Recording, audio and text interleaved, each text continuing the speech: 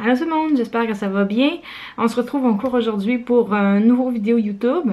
Jusqu'à maintenant, en tout cas, je tiens vraiment ma résolution de faire des vidéos YouTube plus souvent. En tout cas, si vous aimez le contenu, si vous aimez ce que je fais, ben likez et n'hésitez pas à vous abonner à ma chaîne. Puis pour la thématique du vidéo aujourd'hui, en fait, comme j'ai lancé sur ma page Facebook, cette semaine, j'essaie vraiment que toutes mes publications, que ce soit mes articles, mes partages d'articles, mes vidéos YouTube par exemple, soient toutes axées sur la nutrition sportive et les suppléments. Parce que, bon, c'est sûr que j'ai beaucoup de questions en ce sens-là, surtout avec mes clients, mais je me suis dit pourquoi pas en partager le plus possible sur ma chaîne et sur ma page Facebook. Donc, aujourd'hui, dans le début du vidéo, je voulais vraiment vous parler, en fait, des suppléments que je prends. Parce qu'en fait, j'ai souvent des questions. Catherine, qu'est-ce que tu prends? Catherine, qu'est-ce que toi, tu recommandes ou que toi, tu prends justement pour ta performance? Donc, en fait, vous allez peut-être être surpris, là, mais je prends vraiment pas beaucoup de suppléments. En fait, c'est sûr que quand j'ai commencé à m'entraîner, bon, j'en ai testé plusieurs. Bon, c'est sûr qu'on est plus tenté d'aller dans des magasins de suppléments quand on commence à s'entraîner. Veux pas, c'est quand même un très bon marché, là, les gens qui commencent à aller dans les gyms puis à faire de l'exercice. Donc, évidemment, je me suis laissée tenter moi aussi quand j'ai commencé à m'entraîner et j'en ai testé plusieurs. Bon, j'ai déjà pris des pré-workouts, des BCAA, j'ai déjà pris de la bêta-alanine, citrulline malade, bon, j'en ai pris plusieurs, de la caséine aussi. Puis finalement, pour me rendre compte qu'il y en a plusieurs là-dedans qui étaient pas nécessairement, ben, pas qui étaient pas efficaces, mais qui fait pas nécessairement des effets non. Tu sais, on s'entend, hein, le supplément, le mot le dit, c'est des suppléments, donc ça vient supplémenter quelque chose. Puis ça, je mettrai jamais assez l'emphase sur le fait que un supplément devrait toujours être pris en surplus d'une alimentation qui est déjà saine. Donc, une alimentation qui correspond déjà à vos besoins puis à vos objectifs. Si, justement, vous pouvez vous référer à une de mes pyramides là, que j'ai déjà partagée sur ma page. Donc, les suppléments sont en haut et la base, c'est vraiment les comportements alimentaires, l'alimentation. Si vous n'avez pas des bonnes fondations au niveau de l'alimentation, ce que vous mangez autour de vos entraînements, puis après, le supplément, il fera pas grand-chose, là, malheureusement. OK, parce que, tu sais, souvent, c'est des effets de quelques pourcents, puis, tu sais, c'est vraiment minime, là. En fait, ce qui va faire en sorte que vous allez avoir une meilleure performance ou une meilleure composition corporelle, c'est vraiment avant tout votre alimentation.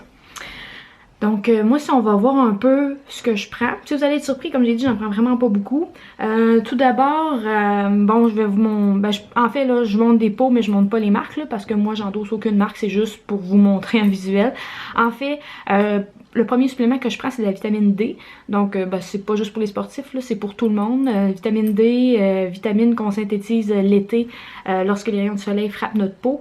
Mais on comprend bien que l'hiver, surtout au Québec, l'inclinaison du soleil est insuffisante, puis on va pas dehors vraiment en t-shirt, puis justement la peau dégagée. Donc, j'en prends tous les jours. Bon, la vitamine D que je prends en pharmacie, là. Puis je l'en prends de octobre à avril. Sinon, un autre supplément que je prends, c'est les oméga 3. Donc, moi, je les prends sous forme liquide, d'origine marine. J'y prends d'origine liquide juste parce que je suis pas capable d'avaler des pilules. Moi, avaler des grosses gélules, là, je suis pas capable, vraiment pas. Puis en fait, là, à un moment donné, j'étais pris pour en prendre, puis je les ai avalés.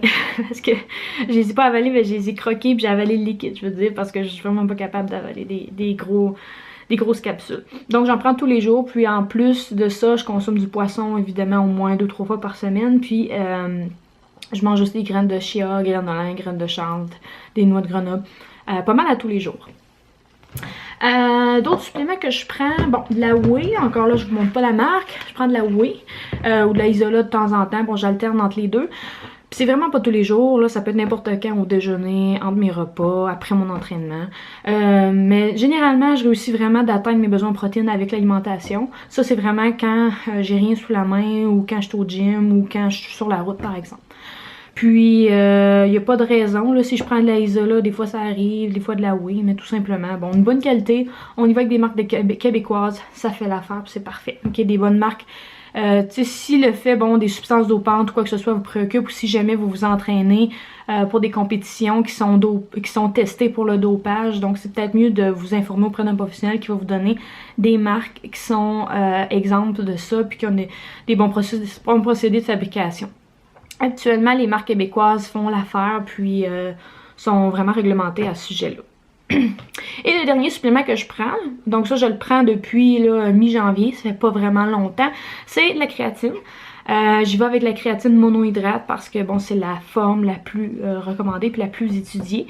Et je prends bon, 5 grammes par jour là, justement autour de mes entraînements. Et donc ça, je vais le prendre là, pendant un moment. Donc voilà, c'est tout ce que je prends. Je prends pas de BCA, je prends pas de pré-workout. Mon pré-workout, ce que je prends, ben je prends du café. Je me fais un bon expresso, c'est ça le... Pour moi, c'est ce qui fonctionne. Pas besoin d'acheter des pré-workouts super fancy qui coûtent très cher. Moi, c'est ce qui marche pour moi. Puis en fait, là, c'est une bonne dose de caféine. Donc vous pourriez l'essayer, voir de votre côté si ça fonctionne. Puis c'est tout. Vraiment, moi, ce qui fait la différence sur ma performance, c'est de bien dormir, de bien m'entraîner. Surtout de bien m'entraîner, puis de bien manger. Donc, c'était vraiment ça que je voulais, c'était ça que je voulais vous parler justement avant le reste du vidéo. Maintenant, ce que je vais vous montrer dans les prochaines minutes, c'est mon entraînement de deadlift que j'ai fait. Donc, super bon training. J'étais allée assez lourd, là, vous allez voir. J'ai fait principalement deadlift en commençant, ensuite front squat. Puis j'ai fait du crawler pour terminer. J'étais un petit peu plus fatiguée cette journée-là, donc j'étais allée mollo sur mes exercices accessoires. Mais vous allez voir, je vais faire un petit peu un voice-over au travers des images. Donc merci!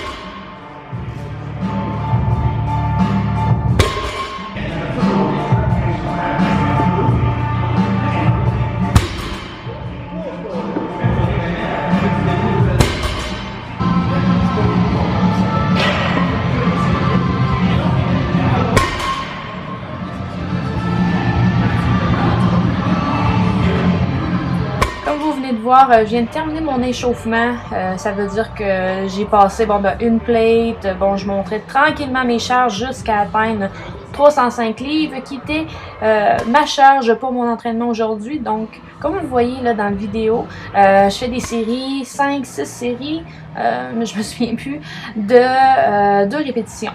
Donc vous voyez c'est quand même assez lourd, ça arrive parfois que je redémarre ma position, ce qui est tout à fait normal.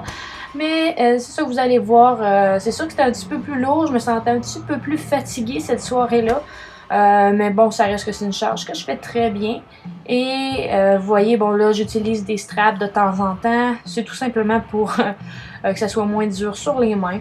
Mais bref, voilà.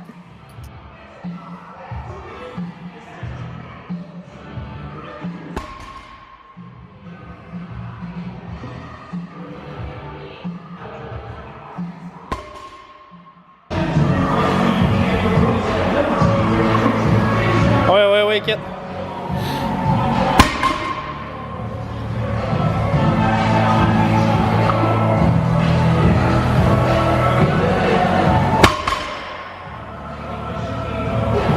Puis, c'est ma dernière. t'es découpé du dos? Ouais, ça a l'air ça.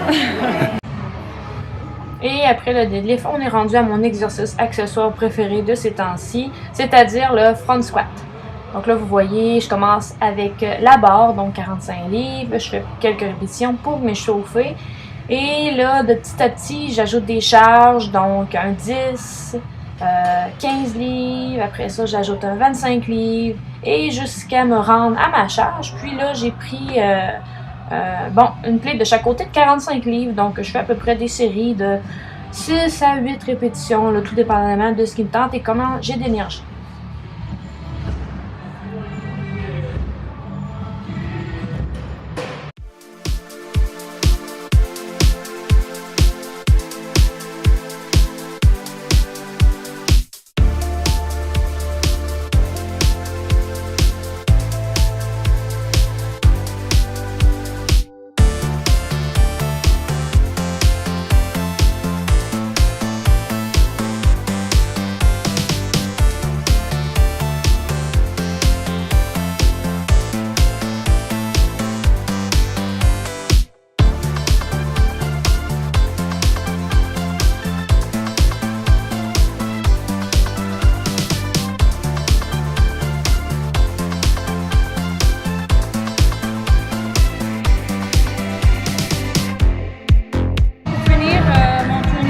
deadlift, je vais faire un petit peu de farmer walk avec la barre trap bar.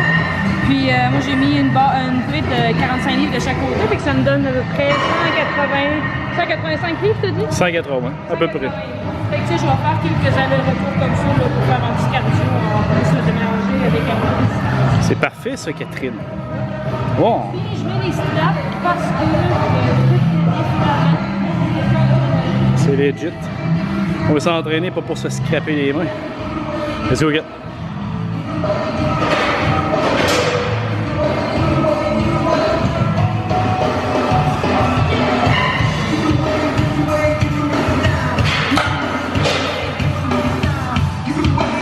C'est round 2.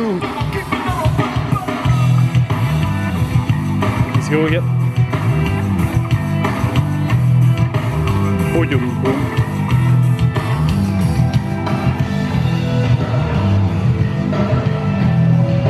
Et il est parti.